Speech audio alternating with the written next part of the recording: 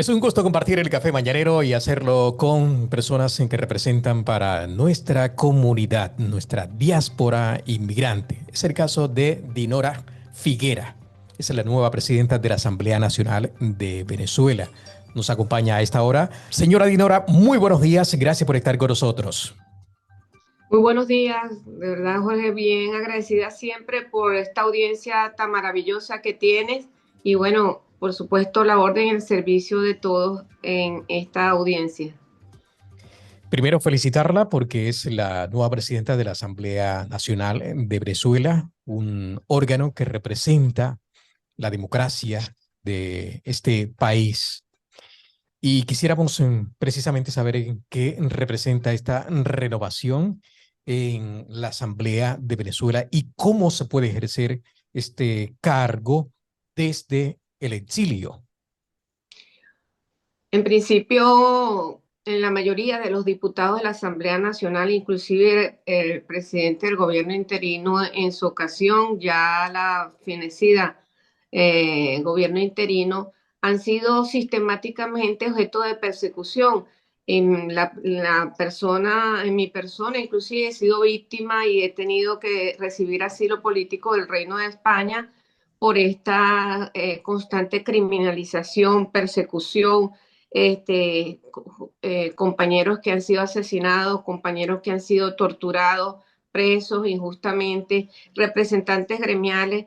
En consecuencia, de cara inclusive al 2024, donde vamos a tener las elecciones presidenciales, la Asamblea Nacional recupera la institucionalidad central y principal en relación con la designación de tres mujeres muy valientes, y lo tengo que decir con mucha humildad, y que están en el exterior para poder hacer una agenda internacional para sensibilizar a la opinión pública internacional. Recuerden ustedes que tenemos 7 millones de personas venezolanas en el exilio, desplazados, idos de su país, o sea, algunos sin esperanza o algunos haciendo trabajos a los cuales no han sido formados. En consecuencia, también hay una situación grave en Venezuela de una crisis humanitaria compleja que debemos apoyar junto a con todos los movimientos, y es por eso que hemos desarrollado una agenda internacional muy ambiciosa desde el punto de vista de lo que queremos para recuperar en principio la confianza y el apoyo de los gobiernos que dieron el espaldarazo al gobierno interino y que fueron desapareciendo poco a poco. Por otro lado, la preservación de los activos de Venezuela, que es muy importante, y ya la OFA nos ha dado el espaldarazo de seguir administrándolo. Nosotros lo vamos a hacer con un consejo de administración. Y por otro lado, de cara a las elecciones de 2024, que es muy importante, vamos a construir el camino o coadyuvar a construir el camino para que se dé la mesa de diálogo de México, para que tener un candidato único y finalmente para construir una votación masiva para derrocar al gobierno de Nicolás Maduro sobre la base de elecciones libres y transparentes. Son varios los puntos en que queremos abordar. Vamos a empezar precisamente por una decisión que ha tomado el gobierno chavista y es ordenar su captura, al igual que de las vicepresidentas Marianela Fernández y Aristela Vázquez. Estamos hablando que junto a usted son disputadas que están en el exilio, concretamente un tribunal chavista de control acordó su detención por su presunta responsabilidad en los delitos de usurpación de funciones, traición a la patria, asociación para delinquir y legitimación de capitales. Primero quisiera conocer su opinión sobre esta decisión de este tribunal y cómo se explica que le estén acusando de todos estos delitos. En principio, nosotros no hemos administrado en ningún momento capital para que nos acusen de legitimación de capitales. En segundo lugar, esta es una expresión más de lo que es el terrorismo de Estado de Nicolás Maduro y del fiscal ilegal Tarek William Saab. Nosotros estamos acostumbrados, recuerden, o los que no saben, yo estoy aquí en condiciones de asilo porque mi compañero de lucha y que era mi llave de trabajo, a Fernando Albán, fue asesinado, fue lanzado al piso 10 de los cuerpos policiales de Venezuela y yo fui la portavoz de su caso y eso me llevó, más otros elementos de persecución, a tener que estar en la Embajada de Francia inicialmente para poder salir por la frontera y llegar a España. Entonces, frente a esta situación tenemos que estar indoblegables, tenemos que tener realmente toda la fuerza espiritual, moral, todo el liderazgo que en este momento nos convoca a la historia para poder seguir hacia adelante y echar a un lado todo ese miedo, como lo dijo Simón Bolívar, en una oportunidad. Echemos el miedo a la espalda y salvemos la patria. Y estamos determinados a construir ese camino, ese objetivo que queremos transitar. Por otra parte, ya en lo que tiene que ver con la oposición, veíamos ese cambio de Juan Guaidó. La verdad es que ha sorprendido especialmente a la comunidad internacional. Y quisiera que nos explicara a qué se debe ese cambio, porque Juan Guaidó representaba justamente la esperanza de la democracia en Venezuela. Además, contaba con el reconocimiento de más de, en algún momento, pues alcanzó a tener el reconocimiento de más de 50 países o gobiernos, entre estos el de España. Y a propósito de España, también quisiera conocer su opinión, señora Dinora, eh, sobre la decisión de España de nombrar un embajador nuevamente en Venezuela. Y en este sentido, podríamos decir que España continúa la senda de otros gobiernos que han nombrado embajadores nuevamente en su país, el caso de Colombia, lo cual es comprensible teniendo en cuenta que ha llegado un gobierno de izquierda y muy cercano al chavismo, como es el petrismo, pero también Uruguay, de alguna manera, se empieza a ver que desde la comunidad internacional han cambiado, empiezan a cambiar las cosas en favor de Nicolás Maduro. Empecemos por explicar entonces ese cambio de Juan Guaidó. Tengo entendido que usted ocupa de alguna forma su lugar. Bueno, en principio, la Asamblea Nacional promovió la constitución del gobierno interino, eh, asumiendo tres objetivos principales y de carácter provisional. Cese a la usurpación de Nicolás Maduro, un gobierno de transición y elecciones libres. Esos objetivos no se cumplieron, ya han pasado 4 años y en la política uno tiene que ser coherente y eficaz. Ese gobierno interino, como su nombre lo dice, no es para toda la vida. Aquí hay un proceso de elecciones muy importantes para la democracia venezolana y asumimos que la Asamblea Nacional debe retomar la institucionalidad y la legitimidad, tomando en cuenta lo que tú dices, Jorge. Muchos países han abandonado la causa del gobierno interino, han abandonado la causa del acompañamiento a este tema y nosotros tenemos nuevamente que dar un voto de confianza y sensibilizar a la opinión pública y a todos los países y hacer esa agenda internacional. La decisión de España y otros países de establecer embajadas de acuerdo a la designación que hace Nicolás Maduro, yo quiero aclarar esa situación, no guarda relación a que estén apoyando a Nicolás Maduro, inclusive no reconocen que es el presidente constitucionalmente elegido. Lo que sí es cierto es que hay 7 millones de personas necesitando documentos, necesitando apostillas, legalizaciones y que han estado frenados porque no tienen una instancia. Recuerden que nosotros efectivamente teníamos una embajada del gobierno interino, pero una embajada prácticamente representativa, pero no administrativa, no generaba respuestas oportunas en cuanto a ese tema de legalizaciones. Yo, por un lado, y tácticamente veo que eso es un elemento que lo hacen desde el punto de vista de facilitar, por ejemplo, los procesos de nacionalización, los procesos de admitir los documentos profesionales de muchas personas. Yo te digo, yo soy médico venezolana y aquí cuido a una señora porque no, porque me ha sido muy difícil, sobre todo porque soy de oposición, recuperar mis documentos apostillados y además que estoy en condición de asilo y ese es la súplica y la necesidad de muchas personas. Entonces, yo entiendo esas decisiones por ese lado, pero yo estoy clara de que tanto el Reino de España y los países democráticos del mundo han apostado a que se recupere la democracia en Venezuela. Quisiera saber cómo está la oposición en estos momentos, cómo está el panorama de cara a esas elecciones de 2024.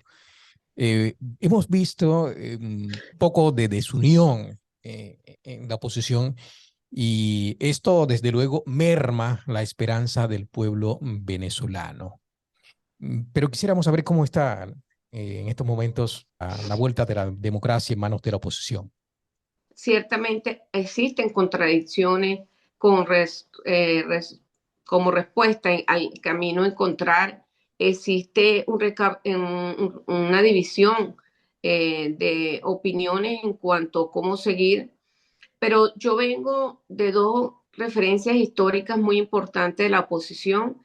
En principio es el proceso en el cual yo fui electa diputada del 2015. Nosotros ganamos con el 2000, perdón, con el 60% de los votos de los electores, cuando nadie daba nada por la oposición y veníamos de una discusión de división muy dura, pero al final nos unimos y llegamos con un espíritu de cuerpo unido. Yo no tengo la menor duda, Jorge, que nosotros vamos a hacer todo lo posible por resolver estas diferencias, porque es normal en la competitividad en cuanto al candidato único, la situación de cómo se aventaja en relación ¿Va a haber a candidato esos único para candidatos. 2024? Estamos esperando un proceso electoral para 2024, por eso se ha constituido la comisión de las primarias. Esa comisión de las primarias, que está presidido por el doctor Jesús María Casal, está construyendo los mecanismos necesarios para que puedan votar los venezolanos en Venezuela y los venezolanos que están en el exterior. Recordemos que somos 7 millones de migrantes, de los cuales alrededor del 40% son votos, tienen derecho a votar y nosotros tenemos que luchar, es una agenda bien importante internacional por la recuperación de ese voto. Mire, Jorge, hay personas que han pasado, hay venezolanos que sí todavía sienten necesidad de seguir luchando, pero otros por la vida y por la cotidianidad pasaron la página y a veces uno le pregunta, ¿usted quiere volver? No, no, yo no. O usted le pregunta, ojo, cosa que es completamente respetable. O quiere saber de lo de Venezuela. Algunos ya no quieren ni siquiera saber porque, oye, la vida es difícil aquí. La gente cree que estar en el exterior a veces es como la dulce vida, pero no, es una vida muy dura. Entonces, pero para eso hay que organizarse, hay que sensibilizar, hay que hacer muchas reuniones con las comunidades, hay que recoger a los venezolanos en el exterior y hablar con ellos, sensibilizarnos de tal manera de que podamos construir una unidad vigorosa y eso lo vamos a lograr. ¿Qué llamado le hace a la oposición? A la unidad. La posición debe unirse, la posición debe estar a la altura de este momento histórico. Tenemos una oportunidad porque los países nos están acompañando en ese diálogo democrático que estamos empujando. Sabemos que Nicolás Maduro no quiere diálogo y sabemos que el oficialismo ilegal no quiere diálogo, pero nosotros tenemos que empujar ese diálogo para dar respuestas no solamente electorales, sino respuesta a la crisis humanitaria compleja que tiene hoy Venezuela con un gran índice de personas enfermas, desnutridas, situación grave en cuanto a la inflación. Entonces, Definitivamente nosotros tenemos un objetivo de carácter político y otro objetivo de carácter institucional, que es recuperar a la unidad, recuperar la confianza en el venezolano, preservar los activos, apoyar la mesa en México y generar